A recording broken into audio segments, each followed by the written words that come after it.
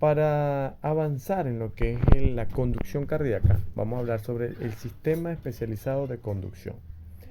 Cuando se origina en el nodo sinusal o el nodo sinusal del corazón, va a permitir la despolarización y esa despolarización va a ser transmitida a lo largo de las haz de Purkinje o las fibras de Purkinje.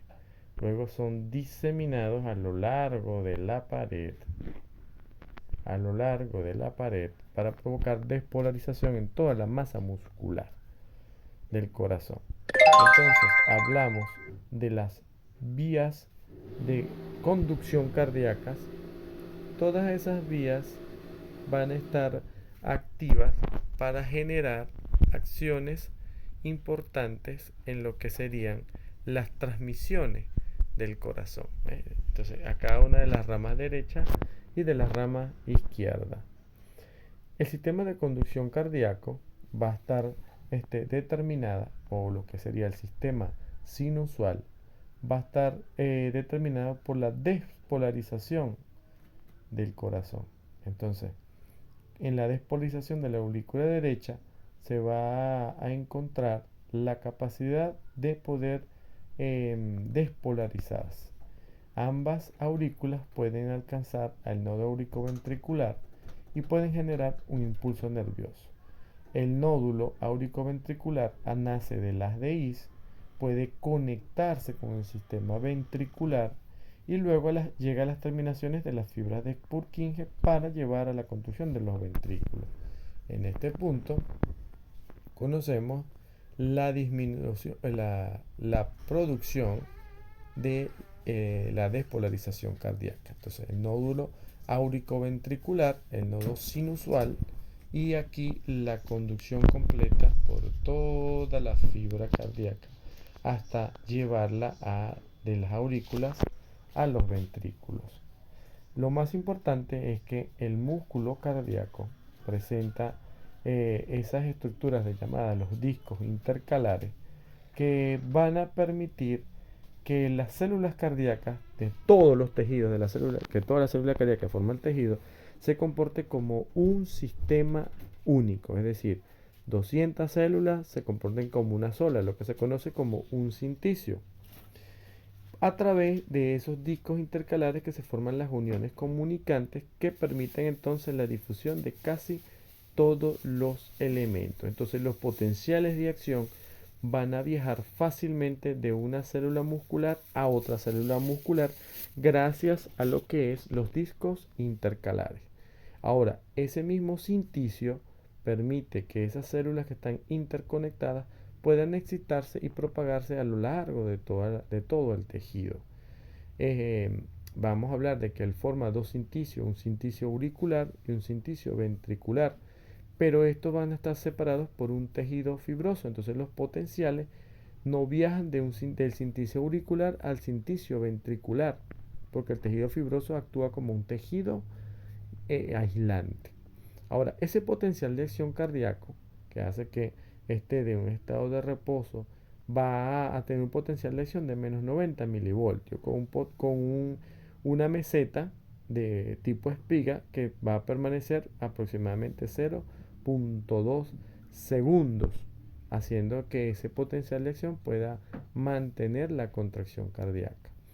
Ahora, son dos acontecimientos que permiten diferenciar las acciones del músculo esquelético. Uno, como lo es el potencial producido por la apertura de los canales rápidos de sodio-potasio y los canales lentos de calcio-potasio. Aquí actúan las bombas sodio-potasio ATPasa y sodio-calcio ATPasa. Lo que cabe destacar es que los canales de calcio se abren con mayor lentitud y permanecen abiertos por varias décimas de segundo más tiempo que los demás, permitiendo ese tipo de meseta. Entonces fluye gran cantidad de calcio y sodio al interior de la célula cardíaca, provocando entonces ese proceso de la meseta. En segundo lugar, tenemos la permeabilidad de la membrana al potasio, la cual disminuye. Entonces las membranas de las células cardíacas, a diferencia del músculo esquelético, van inmediatamente después de iniciarse el potencial de acción, va a disminuir la permeabilidad al potasio, lo que impide su rápido retorno al voltaje, lo que hace que regresar o repolarizarse no sea tan, tan rápido para volver a su potencial de reposo, lo cual explica el potencial de acción. Acá pueden observar el túbulo en el cual hay una gran concentración de calcio. Entonces, el potencial de acción provoca la apertura de los canales lentos de calcio. Estos canales lentos de calcio van a entrar por ese canal de calcio y haciendo que exista un gradiente electroquímico. El calcio, una vez que entra, va a estar al retículo sarcoplásmico y ese calcio en el retículo sarcoplásmico va a funcionar como un segundo mensajero. Entonces el calcio va a unirse a la troponina para provocar el proceso de la contracción del músculo cardíaco.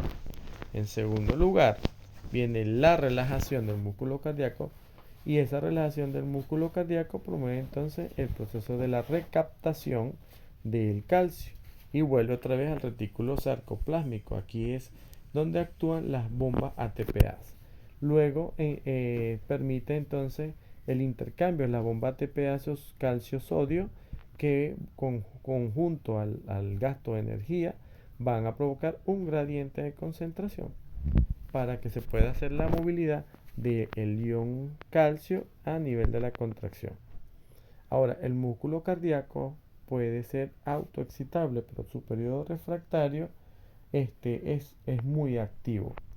Entonces el periodo refractario va a permitir que ese lapso de tiempo en el cual el impulso cardíaco de la despolarización no pueda ser reexcitable hacia otra zona cardíaca del músculo, haciendo que sea totalmente seriado.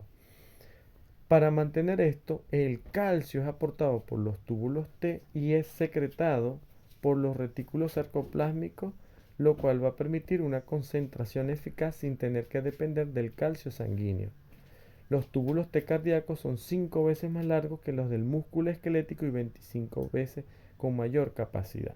Eso hace que la duración de la contracción del músculo cardíaco dependa principalmente del potencial de acción, lo cual considera la meseta y el tiempo que presenta esa meseta, que va a ser de aproximadamente 0.2 segundos para la aurícula y de 0.3 para el ventrículo.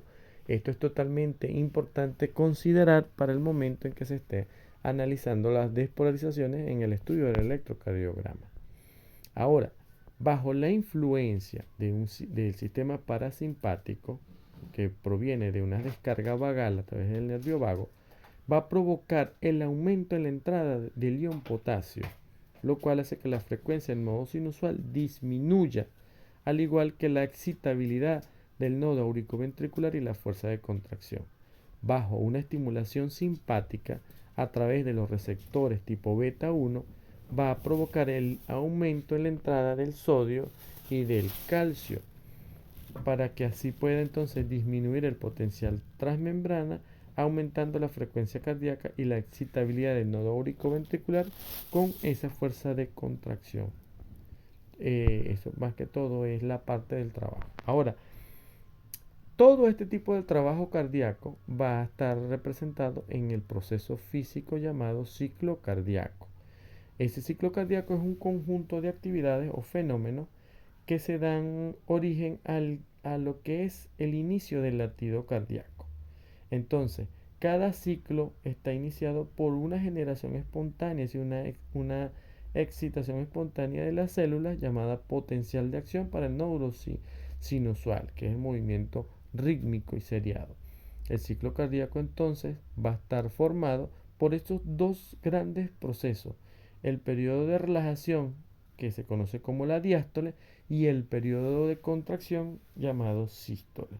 El potencial de acción va a estar generando para proveer la contracción y relajación de estas dos estructuras. La contracción de las aurículas va a proporcionar el 20% del llenado ventricular. Entonces, él puede funcionar con un bombeo de hasta 300 o 400% del volumen sanguíneo requerido en el reposo. Los ventrículos van a hacer que el corazón funcione como una bomba. ¿A qué función? Bueno, durante la sístole ventricular, la máxima contracción, las aurículas acumulan grandes cantidades de sangre. Esto se debe al cierre que tienen las valvas o las válvulas auricoventriculares. Ahora, cuando termina la sístole, la presión que se genera intraventricularmente va a disminuir y aparece un ligero aumento en la presión intraauricular, lo que produce la apertura inmediata de las válvulas auricoventriculares, lo cual permite el paso de sangre hacia los ventrículos. Este proceso es el que se conoce como llenado rápido ventricular. Ahora, la diástole se puede dividir en tres grandes procesos. El primer proceso es el llenado rápido. 2. Aparece entonces que el paso de cómo fluye la sangre hacia los ventrículos. Y 3. La contracción de las aurículas para proveer el 20% del llenado hacia el ventrículo. Entonces, al inicio de la contracción ventricular se va a presentar un aumento en la presión intraventricular, provocando el cierre de las válvulas auricoventriculares. En el periodo donde se están haciendo el llenado del ventrículo, esto va a evitar que se genere el proceso del reflujo. Al cerrarse las válvulas tricúspide y mitral, esto hace que no se acumule la presión suficiente para que pueda abrirse las válvulas semilunares, que serían la aórtica y la pulmonar. En este periodo que está ocurriendo hay una contracción ventricular, pero no hay un vaciado de los ventrículos. A este proceso se conoce como contracción isovolumétrica o isométrica. También podemos considerar que es la misma cantidad de sangre que sale, la misma cantidad que entra. Pero cuando se alcanza una presión de aproximadamente 80 milímetros de mercurio dentro del ventrículo, se va a producir entonces la apertura de las válvulas semilunares y se da el vaciado de los ventrículos. A este proceso se conoce como periodo de eyección. Ese periodo de eyección va a permitir vaciar el 70% de los ventrículos, ¿verdad?, en su primer volumen, es decir, un tercio del periodo de eyección, pero el otro 30% en los siguientes 2/3 que se van a conocer como periodo de eyección rápido y periodo de eyección lento. Al término de la sístole, la presión dentro del ventrículo va a caer rápidamente hacia las arterias pulmonares y aórticas, donde va a presentar un mayor gradiente de presión. Esto genera inmediatamente el cierre de las válvulas semilunares. Por este periodo, el músculo cardíaco se encuentra relajado, pero no modifica el volumen interno, lo cual se conoce como el periodo de relajación isovolumétrica o isométrica. Luego, al regresar a las cámaras cardíacas a los niveles bajos de presión diastólica, se produce la apertura de las válvulas auricoventriculares para dar origen a un nuevo ciclo cardíaco. Esto lo podemos identificar que tenga en dos grandes fases. Uno, el periodo de llenado, llamado sístole auricular, el periodo de contracción isovolumétrica, el periodo de eyección y el periodo de relajación isovolumétrica. Acá se puede observar cómo es el tipo de trabajo cardíaco y los periodos en la diástole, lo que es la relajación, lo que provoca un gradiente de presión que va a empujar la sangre hacia adentro del ventrículo. Luego, ese sistema de relajación, permite el llenado de los ventrículos para que luego venga el periodo de contracción para hacer la impulsión de la sangre en los ventrículos. Todas estas variaciones de presiones son las que dan origen a la apertura o la regulación de las válvulas para evitar que se dé los reflujos y se mantengan los volúmenes a eyección. En esta gráfica se relaciona lo que son las presiones cardíacas, el efecto sonoro y cada una de las actividades. Por ejemplo, en la sístole podemos ver que su inicio se da con el primer ruido cardíaco y el inicio del segundo ruido cardíaco. En este punto se puede observar al inicio el aumento en la presión y luego al final la caída de la presión. Pero también podemos evaluar lo que es la presión a nivel del ventrículo. La presión a nivel del ventrículo se mantiene igual. Ahora, la caída en lo que es el volumen ventricular en la línea roja, al inicio y al final, pero en la línea azul vamos a ver cómo en este proceso aparece el incremento en la presión ventricular. En la parte superior, la presión en la arteria. Una vez cuando comienza el segundo ruido cardíaco, ahí se va a ver una caída en la presión ventricular, un incremento en el volumen ventricular y aparece la despolarización y repolarización de la aurícula. En este momento, si nos vamos, aparece el no audible, el tercer ruido, y aparece entonces otro proceso de contracción cardíaca.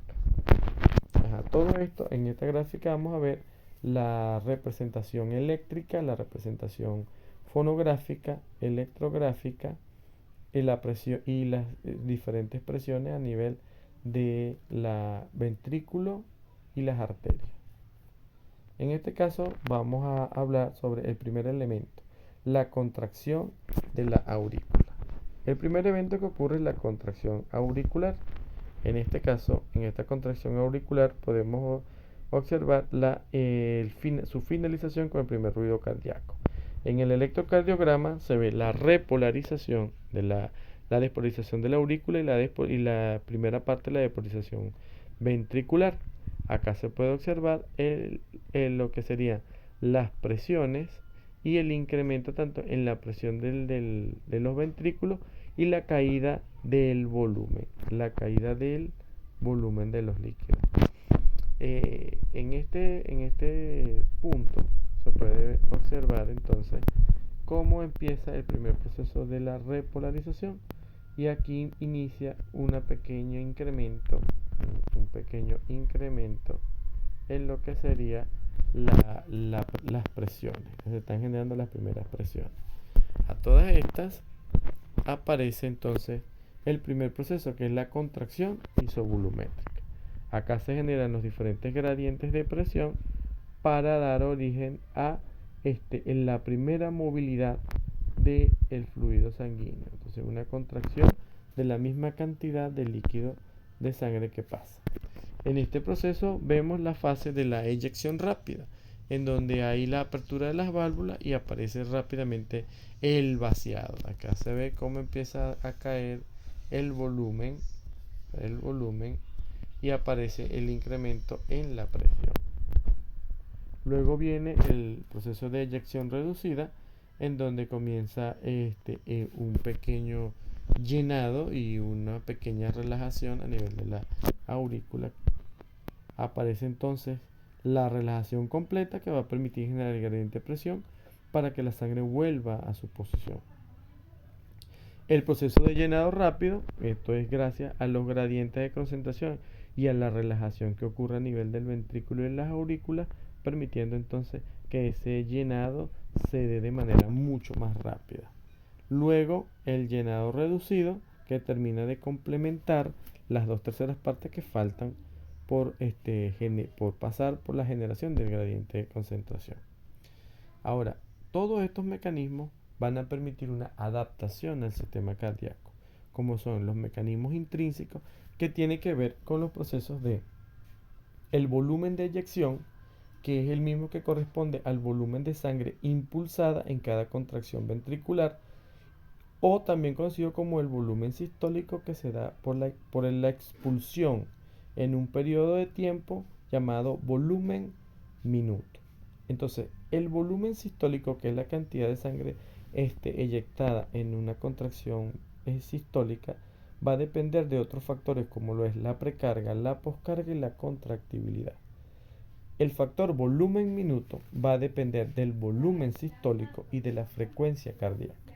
Ahora, ¿qué es la precarga? La precarga viene siendo la intensidad con la cual la fibra muscular lleva su longitud al final de cada de cada diástole, y entonces por consiguiente este volumen va a quedar al final de la diástole. Entonces el volumen latido es afectado por la precarga, por la poscarga y por la contractibilidad. En este caso, vamos a aplicar la ley de Frank-Starling, en donde plantea que el aumento de la longitud de una fibra muscular al final de la diástole va a reducir en el aumento en la contractibilidad. Entonces, el corazón posee la capacidad de adaptarse a sus volúmenes dependiendo del flujo sanguíneo. Por lo tanto, un aumento en el volumen va a provocar un aumento en la contracción ventricular para expulsar la sangre y regresar a los niveles normales o basales del volumen sistólico final. Entonces es directamente proporcional a esa contracción. Cuando el volumen de llenado sistólico está influenciado por lo que es el retorno venoso y la contracción de la aurícula, este mismo va a depender de la cantidad de sangre que esté acumulado en las vías antes de recibir la sangre. El retorno venoso va a estar dependiendo de la cantidad de sangre o de la volemia o el volumen sanguíneo y del volumen circulante efectivo, que es aquel volumen que puede pasar por las vías o los vasos sanguíneos sin ningún sistema de obstrucción o de resistencia. La poscarga va a depender de las resistencias periféricas y de las presiones con las cuales se va a vaciar el corazón. Así entonces podemos hablar de que la poscarga es la tensión que presenta la pared o la resistencia a la eyección de ese ventrículo. La contractibilidad va a ser la capacidad que tiene el tejido o el estado contráctil dependiente de los iones. Por eso hablamos ionotropismo. El ionotropismo va a depender de la fuerza de contracción. El ionotropismo va a determinar si la contracción es más fuerte o menos fuerte, porque está modificado por el sistema nervioso simpático o también algunos miméticos como lo son los fármacos. Pero el sistema simpático puede provocar por la apertura de los canales el incremento en la fuerza contráctil del corazón. La frecuencia cardíaca va a estar bajo la acción del sistema nervioso autónomo, simpático y parasimpático. Y este a su vez va a controlar los volúmenes de eyección, lo cual va a estar determinado en el gasto cardíaco. Entonces, considerando las variables de gasto cardíaco, resistencia vascular sistémica y la diferencia entre la presión arterial y la presión venosa sistémica, van a modificar la hemodinamia. Vamos a considerar entonces a el gasto cardíaco como la cantidad de volumen que es bombeada por el corazón en un minuto. Ese gasto cardíaco va a estar determinado por el volumen sistólico de eyección multiplicado por la frecuencia cardíaca. Entonces, el gasto normal va a estar determinado por las necesidades de sangre o las necesidades de perfusión que van a tener los tejidos. Entonces, es directamente proporcional al incremento de las presiones, pero inversamente proporcional a la resistencia que se genere. En este caso, consideramos a las resistencias vasculares que dependen fundamentalmente del radio o del radio, es decir, o del calibre de la vía comunicante o de la parte vascular, incluyendo la viscosidad de la sangre. Los gradientes de presión arteriovenosa que van a estar también modificando la resistencia vascular que se dé y condicionando el flujo laminar en las arterias. La presión arterial sistémica va a depender de las resistencias vasculares periféricas que van a determinar la presión arterial diastólica y el volumen diastólico que determina la presión arterial sistólica para que así se considere la elasticidad de la pared arterial que influye en los miembros anteriores. Entonces, el corazón, como cualquier músculo, es capaz de necesitar la energía para que se dé su metabolismo, para que estemos en el trabajo. Entonces, una estimulación parasimpática interrumpe el latido cardíaco y puede disminuir la contracción cardíaca provocando una bradicardia. Mayor importancia se le dan a las fibras parasimpáticas que están localizadas en las aurículas y que van a reducir la frecuencia con la fuerza de contracción. Ahora, iónicamente, la relajación del corazón está dada, uno, por el potasio, porque reduce la disminución de la contractibilidad y disminuye la frecuencia cardíaca, porque ella puede reducir el potencial de membrana en reposo, generando un bloqueo del impulso de conducción en las aurículas y el nódulo auricoventricular. En cambio, el calcio provoca un aumento, ¿verdad?, en su concentración de ese ion y va a provocar que se dé una contracción espástica y se da entonces la disminución de la contracción y del tono cardíaco con un efecto contrario a lo de los iones de potasio. Por ejemplo, en el calor el calor va a aumentar la actividad cardíaca y el frío va a provocar una disminución de la actividad cardíaca.